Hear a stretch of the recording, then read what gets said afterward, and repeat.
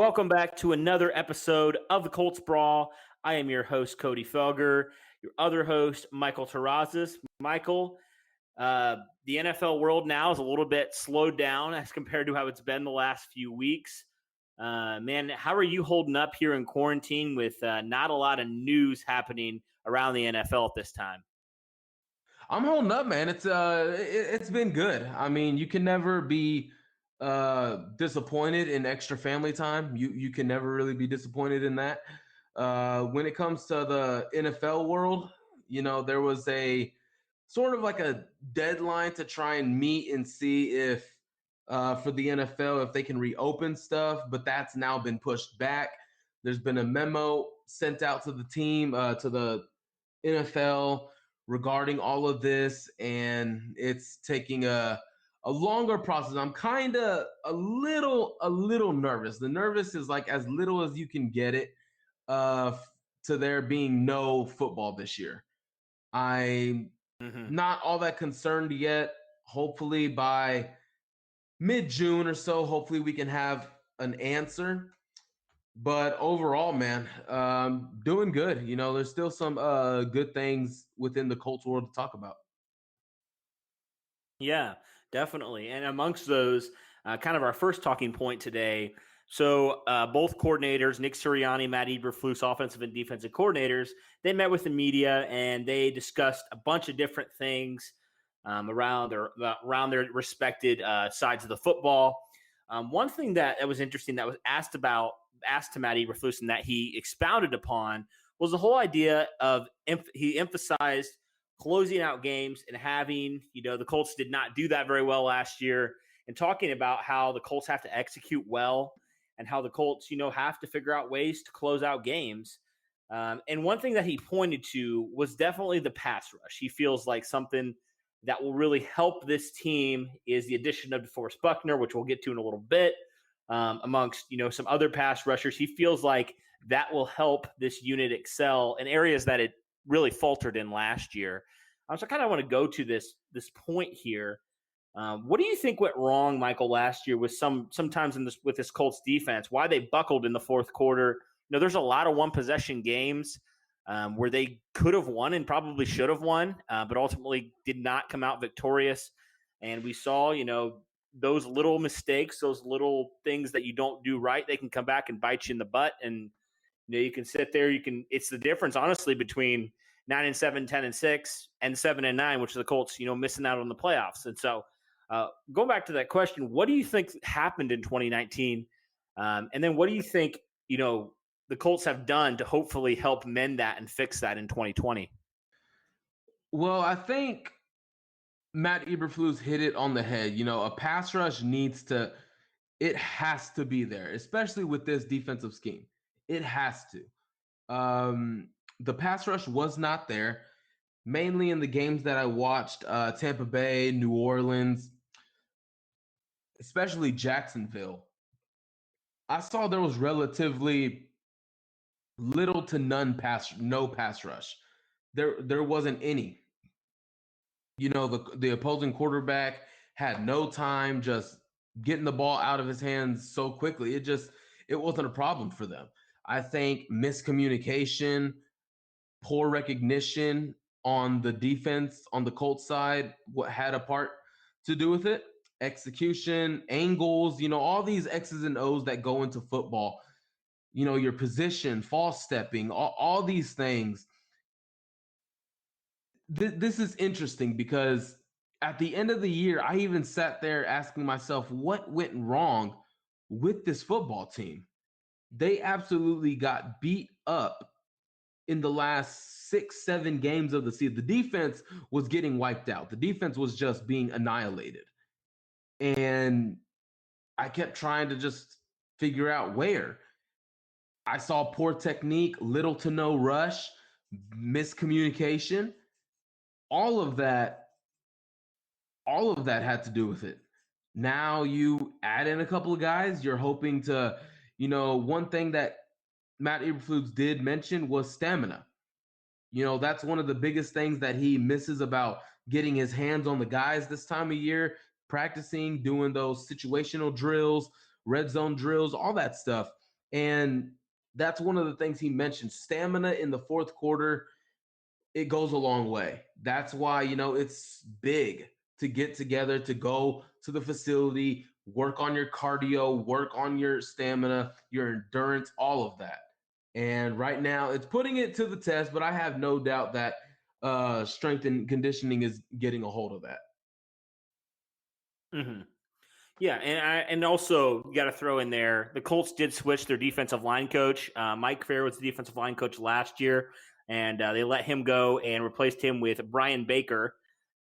You got to think he's more of a teaching type, and that's kind of what the Colts were looking for, especially with some of these younger guys early there in the second round. You got to think that maybe he can get some more out of them. But speaking of some of those young guys, I wanted to kind of ask you the question.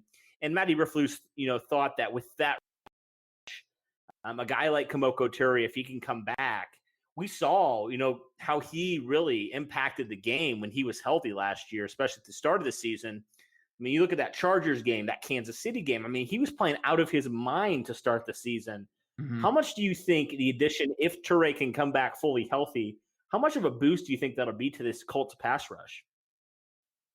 I love me some Brian Baker. I mean, you just look at some of the defensive linemen that have come out of Alabama. I mean, you look at Dorian Payne from at the Redskins. You look at Quinnen Williams to the New York Jets. I mean, you look at a lot of these guys, and with Kamoko Toure, the speed, he has that down. I am really interested in seeing where Brian Baker can take Kamoko Toure in terms of his run defense and more of weapons in terms of his moves, repertoire, all that stuff. I am really interested to see in it because you hit it right on the nail. Brian Baker is that teaching guy, which the Colts made the move at the right time. You have these young guys. You have Al-Qadim Muhammad, a Taekwon Lewis who you don't know about yet, who struggled to get on the field. Kamoko Toure, Ben Banogu. You have these guys, and you're bringing in Robert Windsor, all these other guys. You have to give them the best teacher possible to figure out what you have. For Kamoko Toure, it can be big. Kamoko Toure is knocking on the door to me. Although I love Ben Banogu and I want to pencil him in as the starter this year, Kamoko Toure is knocking on the door of a breakout star. He is knocking on the door of it. If he can get a little bit stronger, if he can get better in the run defense, because that's where Jabal Sheard earned his money, in the run defense. He made phenomenal plays. Kamoko Toure, he has the speed. Get his moves in, get a arsenal of moves in, and you have yourself a complete player, a complete defensive end. Kamoko Toure can make himself some big money. This is going into his third year. Mm-hmm. The third year is always the biggest year of a rookie player. So this is going to be a big year for Kamoko Toure and all the young guys. Yeah. Yeah, it's going to be interesting to see for sure with some of these young guys who haven't really lived up to that potential, or they've shown flashes, thinking Taekwon Lewis, and you think Ben Banogu for showing flashes. It'll be interesting to see, can a guy like Brian Baker get stuff out of them that Mike Fair could not get out of them? Is there something that he wasn't doing right? Obviously, the Colts felt like these guys we drafted them this early. We feel like they have the talent. I don't know why it's not getting tapped into. Do you think that this is a perfect move for some of these younger guys, and even for DeForest Buckner? I mean, he's obviously a lot more polished than any of these guys, but could it even elevate his game and some of these other defensive linemen's game to another level here in 2020? Definitely. When it comes to development and getting better, I'm looking at guys like Al-Qadim Muhammad, Taekwon Lewis, Grover Stewart, those guys who are underlooked, who aren't thought of. Those are the guys that come to mind. But when you're asking about Ben Banogu, Kamoko Toure, DeForest Buckner, hey, man, like I said, Payne at Washington, Quinnen Williams with the Jets, they were interior defensive tackles. If Baker can get his hands on Buckner and teach him some things, Buckner's 26 years old. He's not that old, He's still relatively young. So Baker can get his hands on him, teach him some things. He probably has different workouts that, target a certain muscle that's just better for his position. This is going to be pretty interesting.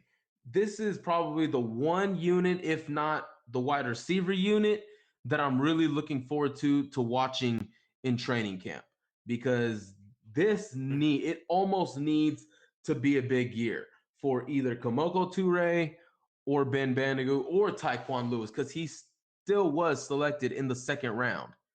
People forget about that. You invested a lot of draft capital into these guys, and now you need to know what you have. You have to set them up with the best coaches, the best trainers, the best team. And we're going to see in 2020.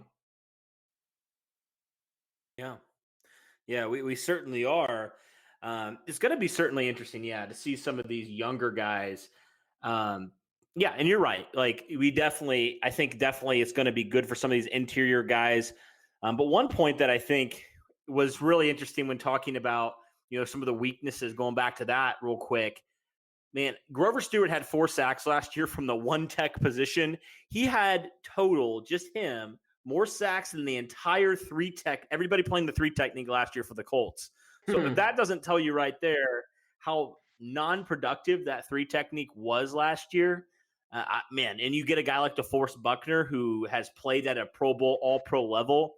I mean, it's just crazy to think the difference. That's basically, I think of it kind of like this. I don't know if you remember the guy before Quentin Nelson in 2017. Do you remember his name? This is a pop quiz for you. Okay, wait, say that again? Okay, so the left guard in 2017, before Quentin Nelson was drafted in 2018, who was the left guard for the Colts? Jack Mewhort or Joe Wrights? No, actually, no. In No. 2017, believe it or not, you may not even know this guy's name. Jeremy Vujnovic. Does that ring a bell at all? What in the hell? What the heck? I completely forgot about this, man. What? Yeah, needless to say, he was the worst guard in football by far. And the Colts went from the worst guard in football to arguably one of the best guards in football in one offseason. And that's kind of what I look at here with the 3 tech position. Now I know Aaron Donald, best 3 tech in the league. Like, we're not going to argue that. But, it's kind of the same way, going from the position that was no doubt your biggest weakness on defense to potentially making it one of your biggest strengths on defense. And that's something that I think is really going to elevate this team. And you mentioned just, the new defensive line coach. I'm also excited, like you mentioned, the wide receivers, because new wide receiver coach as well, and Mike Groh. That'll be interesting to see how those guys develop with adding that talent that they did here in the offseason. But anyway, that kind of leads me into the next point. We kind of already talked about it a tad bit here, but I wanted to ask you this, Michael. How important do you think a guy like DeForest Buckner is to this type of defense that the Colts run, where the 3 technically drives this whole thing? It's the biggest part of the defense. It is the biggest part of the defense. It's one thing hearing Chris Ballard say it, but for me, myself, to actually, I just gotta watch, go into the film and just see how inept that position was last year. It is going to be the biggest difference. I am very intrigued to see how different this defense is going to look with a guy like DeForest Buckner. He has the best swim hook move probably in the NFL, higher than Aaron Donald, most likely. I mean, he does it by the book. Then you're looking at being able to bat down passes, disrupt passing lanes. Hell, he's good in the run game too. He is so important. Like, it's crazy because we were just it's still shocking that we were all sitting here thinking, oh, hopefully we can get Derek Brown. Oh, we need to go get Javon Kinlaw. But Chris Ballard trades for DeForest Buckner. It's just crazy. It wows my mind. He is a phenomenal player. He is going to do a lot of things for you. He's going to free up guys like Justin Houston, a fan favorite in Kamoko Toure, Ben Banigou, and hell, Matt Eberflus has talked about it. Danico Autry could slide at that other defensive spot. So it could free him up. Tyquan Lewis, you already talked about Grover Stewart, 4 sacks from the one tech. That's good. I think, me personally, I think Grover Stewart has earned himself another contract. I think he is. I think he has. He's been solid. I mean, he's another underrated player that doesn't get talked about of Chris Ballard's draft. Isn't it before you go on, isn't it wild to think? Yeah, sorry. Isn't it wild to think, with some of the moves the Colts have made, next year Grover Stewart could be the only 2017 Colts draft pick still on the roster. And I say that because draft Jonathan Taylor, right? Marlon Mack may be wanting to start somewhere else. And then obviously Bobby Okereke may play that Mike position. So Anthony Walker might walk. I mean, maybe that doesn't happen. Maybe one of them stays or both of them stay. Who knows? But out of all those guys who was drafted, isn't that wild to think Grover Stewart could be the only one that gets a second contract with the Colts? That is crazy, dude, because I remember even watching that draft and I said, who the hell is Grover Stewart? But I knew who all these other guys were. But I was sitting there saying, who in the hell is Grover Stewart? Albany State? Is that even in the United States? Like, it was so crazy. I'm really proud of how far he's taken his game because he is really good and strong in the run defense. And I was sitting here talking about Danico Autry, talking about Sheldon Day at the one tech for 2020, but man, Grover Stewart, I believe Grover Stewart's going to be starting at that one tech. He is, and I'm really excited to see him. Yeah, me too. Yeah, I think he's definitely a guy that's so underrated. Honestly, I think he's the best Colts defensive lineman that nobody's talking about. I mean, he's not obviously a superstar, but he's a guy that has continued to progress. I mean, he didn't really see the field a lot his first couple years, and then this last year he just took over from Marcus Hunt at that nose tackle, and he didn't relent. I mean, he played well when he was in there, and I think he's definitely worth a second contract. Like, no doubt, he's definitely a guy that won't command a lot of money because, he's underrated. Nobody really talks about him, but he's a good piece for that one technique, especially, since you signed Sheldon Day. You can have two guys there you feel comfortable with at that one technique, two guys that will be not just there, but be effective. I think that's something that cannot be understated here for what the Colts want to do. And yeah, you mentioned it. He got 4 sacks. It's not like he can pass rush a little bit too. And maybe that's something he can continue to develop, but I thought all things considered, he played really well last year for the Colts. And I think he's a guy that definitely, out of all these guys, he's definitely the guy. Crazy for me to think that and say that now, but he's definitely the guy, number one, that I would say out of that 2017 draft class, I want this guy first just because, for all the reasons that I mentioned. But going back to DeForest Buckner, though, he's just such a game changer on that defensive line. I mean, he just frees up everything that you do. And you mentioned a guy that I want to talk about, Danico Autry, real fast. He's a guy that 2018, he just came out of nowhere. He had 9 sacks. He was very effective when given the opportunity. And then for whatever reason, took a major step back, and that production only had, I think he had all the sacks out of that 3 technique. I think he had 3.5 or something along close to that. But he's a guy that I think could benefit from the addition of DeForest Buckner. And if some of these other guys, hopefully take off in their careers like we hope they do, I think he's a guy that definitely has shown he has the ability to put close to double-digit sacks in a season. What do you think this addition of Buckner and some of these guys potentially could do for a guy like Danico Autry, who we just, we're not too high on now, but could potentially be a sneaky good player for the Colts here in 2020 as a kind of rotational piece? Chris Ballard could probably at the end of the 2020 season have 3 All-Pros on his team. You're talking about Quentin Nelson, Darius Leonard, DeForest Buckner. He has been an All-Pro. And people look at his numbers and they say he had 7.5 sacks. That's all right. I mean, he played on the best freaking defensive line in the game. You're talking about not only him, but you're talking about Sheldon Day, D Ford, Eric Armstead, Nick Bosa. All of those guys were first round picks. Nick Bosa was a top 3 pick. Eric Armstead, I believe, was a top 10 pick. And DeForest Buckner, I believe he was a top 5 pick. And the 49ers invested all that draft capital in these guys, and you just saw how dominant they were as a defensive line. You just saw it. And yet he still disrupted. I mean, if you haven't watched the Super Bowl, go back and look at it. He was disrupting that game. He was getting his hands on Patrick Mahomes. He was affecting Patrick Mahomes. He took the game over. I mean, ultimately, Patrick Mahomes did Patrick Mahomes things. But in the fourth quarter, 1.5 sacks. He took the game over, and that's what you want. Hit it on the biggest stage, I think, is huge. Oh, go ahead. Yeah, absolutely. No, I was just saying that I definitely agree. You know, he did it when the lights were on the biggest. He came out and he performed. And I think that's what you can ask, especially, you know, last year with how the Colts had that backslide at the end of the year.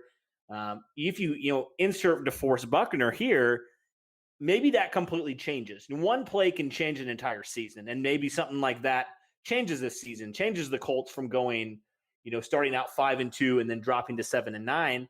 Maybe they catch themselves before they start that slide. You never know. It's the NFL.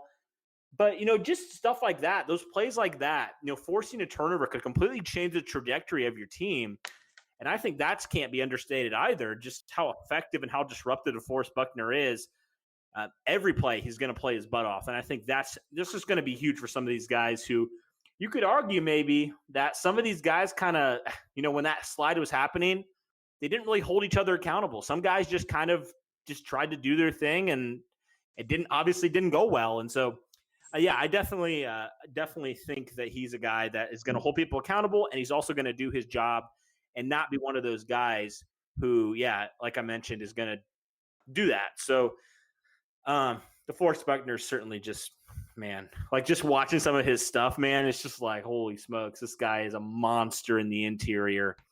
I guess we can move on now to kind of another press conference that was it was more of I guess it was kind of two press conferences. T.Y. Hilton and Kenny Moore talked to the media the other day. And, we'll kind of highlight T.Y. Hilton's more than Kenny Moore. What were some takeaways you had, Michael, from the T.Y. Hilton, just him talking to the media? There's a lot of things, a lot of nuggets of information we could take out of it. What were some of your biggest things that you took out of that T.Y. Hilton presser? I feel like, I think he's legit serious. I think it kind of tells me that he never envisioned playing until he was possibly 40, 39, 38, or anything like that. He wants to retire after his last contract when he's about to play in a contract year. He looked motivated, if I'm being honest with you. It's like he had a chip on his shoulder in this press conference. He talked big about, if they need him to prove it, because he's been banged up the last 2 years, he'll prove it. That's literally the biggest thing I can take away, because that's just a T.Y. Hilton thing. From the day he stepped in the door, he's always said, I'm going to go out and prove it. That's literally the only thing that I took away. That's when it comes to T.Y. Hilton, you don't have to worry much. When he says, if they want me to prove it, I'm gonna prove it. That's it. Said and done. Thanks for the chat. Like that's all I needed to know, because we all know what kind of player T.Y. Hilton is. I hope he retires as a Colt, and I'm hoping 2020 is going to be a big year for him. Another thing, he wanted to link up with Phillip Rivers. All this stuff going on and everything with COVID-19 hasn't allowed them to. But when things are, hopefully back to normal by God's good grace, he's going to link up with Phillip Rivers, build a chemistry, because that's important. The quarterback and your number one receiver, they have to build that chemistry. It doesn't start in training camp. It starts in OTAs. It starts as soon as he gets signed in free agency, Phillip Rivers does. And that's going to be big. Mm-hmm. Yeah. Yeah, Nick Sirianni talked about how the offense is going to run through him, right? He's a guy that's the offense has basically run through since he was drafted in 2012. I mean, you can argue Andrew Luck, but Andrew Luck's been in and out of the lineup. T.Y. Hilton, besides this last year, he's been pretty durable for the Colts, honestly. And he's just been a guy that's always made a play. And I know that Phillip Rivers Nick Sirianni was talking to Phillip Rivers, and Phillip Rivers remembers that 2016 games, Colts versus Chargers, when the Colts were down, right, and T.Y. Hilton catches a slant, takes it to the house, 60-plus yards, Colts win. He always remembers that. And just the type of player, the type of competitor that T.Y. Hilton is. I mean, he's going to be 31 in November, but he still feels like he has something to prove. I mean, he's a guy that has had multiple 1,000-yard seasons. He's been one of the most consistent receivers over his career. He's just been a guy that is a big play waiting to happen, honestly. I feel like something like with the addition of Phillip Rivers, I feel like it's going to elevate Hilton's game to another level. I mean, we saw that with Luck, especially, with the deep ball. We know that's T.Y. Hilton's probably favorite route in the route tree. It's just a go. But, Phillip Rivers, the guy that, loves to throw it deep, loves to give his receivers chances. Do you think that this could potentially maybe make Hilton have, with the added in the extra motivation of not playing in all 16 games last year, feeling like he has a chip on his shoulder, and the addition of Phillip Rivers, do you feel like this is something where Hilton could have the best year of his career so far? Oh, man, that's hard to say. That's hard to say. It's hard to say because wide receiver is a dependent position on the quarterback. And we all know Phillip Rivers wants to sling it. And it's up to Frank Reich if he's going to let him sling it, because when you got that offensive line and those two running backs in the backfield, hell, I'll probably throw it 10 times a game and just let them run over the team. But for T.Y., yeah, I am really praying that he has the biggest year. It's like one of those. T.Y. Hilton seems like he can be just the heart and soul of the entire Colts football team. I know how much Andrew Luck meant to the Colts, like guys like him, Pat McAfee, Jack Mewhort, Adam Vinatieri, all those guys. But when it comes to just toughness, grit, no excuses, lead by example, T.Y. Hilton, man, he's going to drive this team, not just this offense, this team. He is going to rally everybody up. We're going to see a motivated and triggered T.Y. Hilton in 2020. I am almost certain of it, because when he talks the way he talks, I don't know.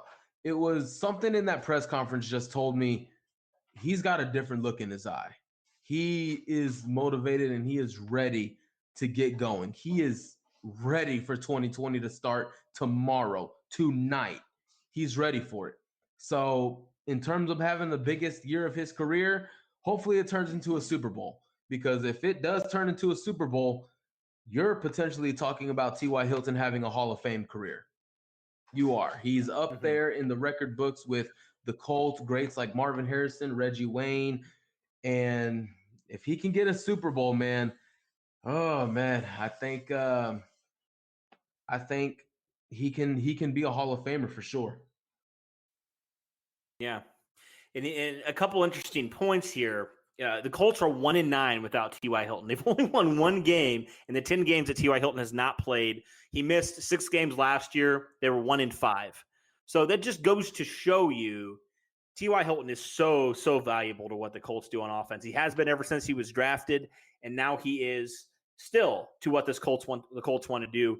But the Colts have done something a little bit different now than they had done prior to this, really. Now they've invested 2 high picks now, back-to-back years, on wide receivers. So we saw it, Michael, Marvin Harrison, Reggie Wayne, T.Y. Hilton. Do you feel like this could be potentially the same thing? T.Y. Hilton to Paris Campbell, T.Y. Hilton to Michael Pittman. Do you think this kind of the similar thing, the passing of the torch here? I mean, T.Y. Hilton talked about, right, wanting to play potentially 2 to 4 more years. Do you think we could start seeing that a little bit more? And kind of how, it's been since, I don't even know, Reggie Wayne was drafted in 2001. So kind of continuing to keep up that tradition of teaching the next Colts wide receiver. Do you think this is going to be something that T.Y. Hilton's going to want to do, considering all that Reggie Wayne did for him, when he came into the league? Oh, definitely. I mean, it's who T.Y. Hilton is. He's just a born natural leader. That's who he is. If I was just now coming into the league and I wanted to be mentored by, anyone at the right wide receiver position, and I had a top 5 list, T.Y. Hilton is in that top 5 list. I can't say it enough about him, man. He is just a symbol, not a symbol, but a reflection of just pure toughness, a professional, how to get it done. He'll do everything right. He'll stay with you after the workouts. If Michael Pittman wants to come in training camp and say, hey, T.Y., I hate to be a burden, but I feel like I want to stay after a little bit, practice some routes, some moves, get on the jugs machine. T.Y. Hilton, you down? Maybe teach me some few pointers. T.Y. Hilton's going to say yes.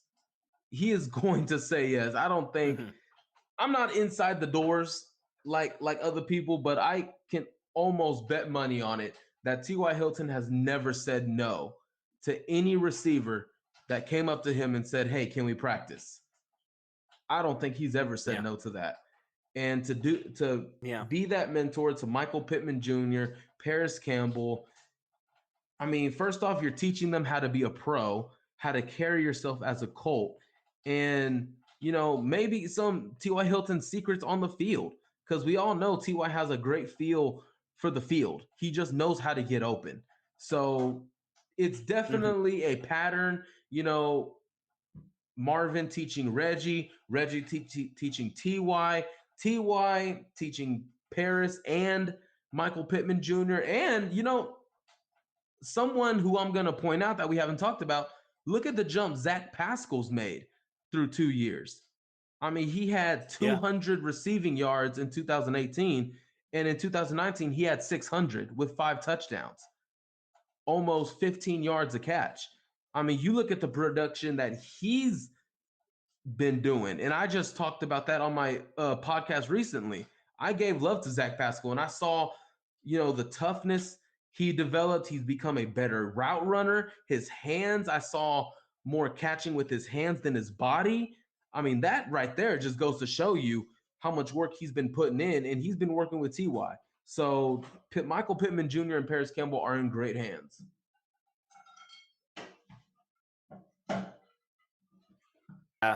Yeah, I definitely agree with you there. Okay, the last thing I kind of want to look at. So the Colts schedule is recently released. According to, kind of the strength of schedule, the Colts have one of the easier schedules in the league. But again, we know from year to year, it can completely change. I wanted to get a little bit of record prediction for both of us here on what we think the Colts could potentially do here in 2020. I guess we could do kind of a ceiling and kind of a floor here. We can start with the floor and work our way up to the ceiling. So I'll let you start here, Michael. What do you think is the floor prediction you have for this Colts team here in 2020? I'm going to go 6-10. Why? Like I said before on probably a couple shows ago, the secondary, it's a little worrisome right now.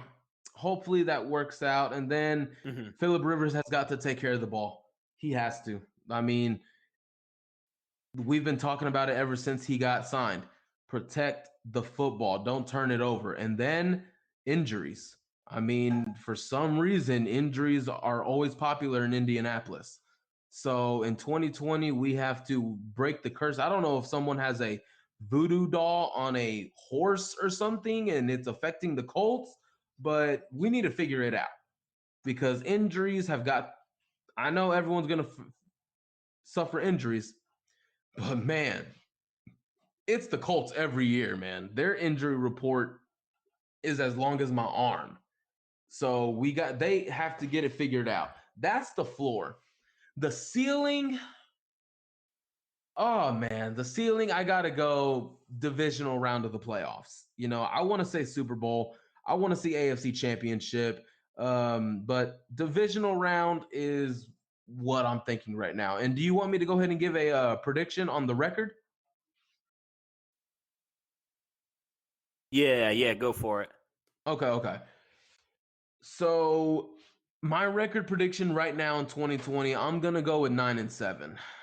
Why 9-7? Okay. Looking at the schedule, I wanted to say this is a win, this is a win, this is a win, but that's what I thought for the past 5 years. And the Colts have dropped games. They've let games slip away. They've let games just fall right out of their hands. So I'm at the point now where you got to prove it. I can't be sitting up here saying, "Oh, you're going 12-4, you're going 13-3," regardless if you have the easy schedule. I don't care about the easy schedule. You were supposed to beat Oakland last year. You didn't beat Oakland. Right. You were supposed to beat Miami. You didn't beat Miami. You were doing good against Pittsburgh. Jacoby got hurt, and then an interception happened. Then you lost the game. The year before that, the Colts were talented, but I remember even talking to my brother about this. We started out 1-5 in 2018, and he was talking about like, oh man, the Colts suck and everything. And I was just thinking to myself, dude, look at the talent on this team. This is not who they are. Like there were a lot of mistakes. And yeah, the team was young, but they dropped the game against the Jets. They dropped the game against the Texans. They dropped the game. They dropped a lot of games, man, a lot of mistakes. And thankfully they turned Mm-hmm. that season around. For this year, I wanted to look at a couple of games and say, oh yeah, we'll beat the Raiders, we'll beat the Pittsburgh Steelers, we'll beat these guys, but the Colts need to prove it. They have to. And that goes to piggyback a little bit off what Matt Eberflus was talking about, what we talked about, closing out games. The offense has got to do their part too. I know, the defense had to be going out on the field a lot of times because Jacoby and the offense couldn't move the football, but it goes both ways. The Colts needed the defense help. They didn't really do a lot at the tail end, at the latter half of the season when it was the most important time. So in 2020, I'm seeing all these record predictions. Everyone's saying 11-5, 12-4. I'm just not there. I have to see it be proven. Mm-hmm. I have to. They have to go on the field and execute, man. I'm already like, I was talking about it on the other show. I'm already getting upset just talking about it, just reliving those moments. Just what are y'all thinking? The Yeah. games that should be y'all's, they let them slip. So in 2020, they have to prove it. Mm-hmm. Oh, absolutely. Yeah, I totally agree with you there. I think my kind of floor will probably be 7-9, just because of everything bursts at the seams. Right? Philip Rivers is terrible. He's 2019 Philip Rivers. And some of those guys you signed in your secondary is just as bad, if not worse. And just a lot of other factors as well. I feel like it could potentially be a similar situation where you're in close games and tight games, but Philip Rivers throws an interception. One of your guys miscommunicates like last year, and you miss out. But on the flip side, I think you can go 10-6. I really do. I feel like there's a lot of games last year. And you talked about like the defense was not perfect, but they had a stretch there where they were pretty darn good. Yeah. And I think just adding another player like Forrest Buckner, adding a couple of these guys who could potentially, be pretty solid players. I think overall, honestly, I don't think everything's going to work out the way we think it is. It never does. I think a few of these guys probably won't live up to that potential. It's inevitable that we think they're going to live up to. But, I kind of look at it as like, now we know what life is like after Andrew Luck, right? Like last year, I kind of give the Colts a little bit of grace here. Obviously 7-9 is not acceptable, but you had your star quarterback retire a few weeks before the season. It's not an excuse to go 7-9, but I think what it does in the positive way is it really reveals to you the holes on your football team that you can't just cover up with elite quarterback play anymore. You need to address them. That is something the Colts have not had to do in so long because Andrew Luck saved their butts. He dragged terrible rosters to the playoffs year after year, saved people's jobs who should have been fired years ago. And, Chris Ballard, obviously, and Frank Reich are light years better than those guys. But, the point still stands. You bring back 21 and 22 starters in 2019. You don't have Andrew Luck, and you go 7-9. And I think that was eye-opening to Chris Ballard. That was eye-opening to Frank Reich and everybody that we're not as good of a team as we thought we were without Andrew Luck. And so I certainly think it's something where this will motivate them a lot. Now, hopefully it feels like every single season something wild happens with the Colts and kind of just shakes up the entire season. So hopefully this is the season where there's no major surprises, close to the season. You don't have a coach basically leaving your GM at the altar.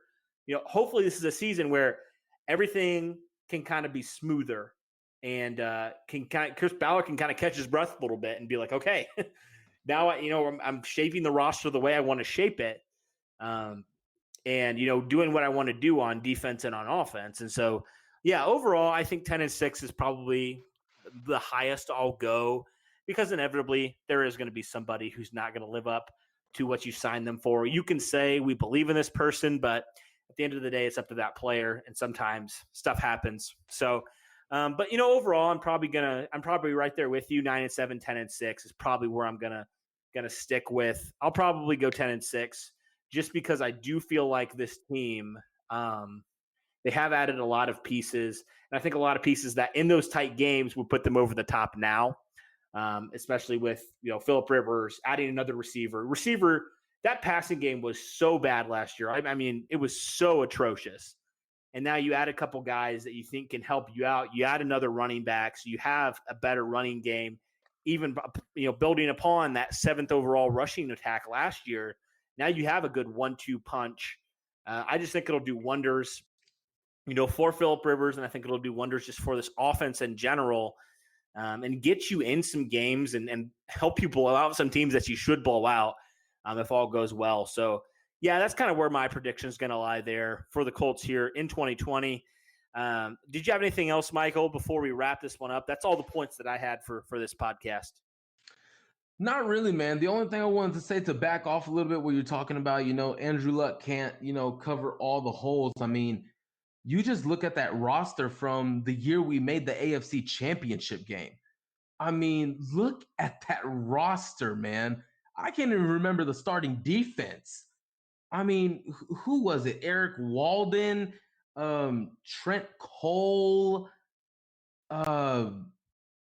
DeQuell Jackson, Rashawn Melvin, Darius Butler, and then the offensive line, the worst. I can't even remember that was bad. I can't even remember the receivers except for T.Y. Hilton. I mean, at this point, Reggie Wayne, he was already, I believe he was already gone. I believe. No, he was still there. Tore his ACL in 2013 and then came back. But other than those two guys, I mean, who else? Griff Whalen. We still had Dwayne Allen, Kobe Fleener, and that offense did have some potential. I mean, I did like Dwayne Allen. When it looked at the offense, Kobe Fleener, you just think about it, like after Indianapolis, where's Kobe Fleener now?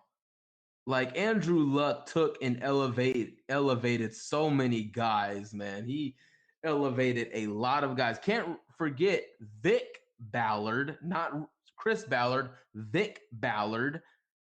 You can't forget about him. And that team, he literally drug to the AFC Championship game. I mean, I hate to, talk about him this way, but put Jacoby Brissett on that team.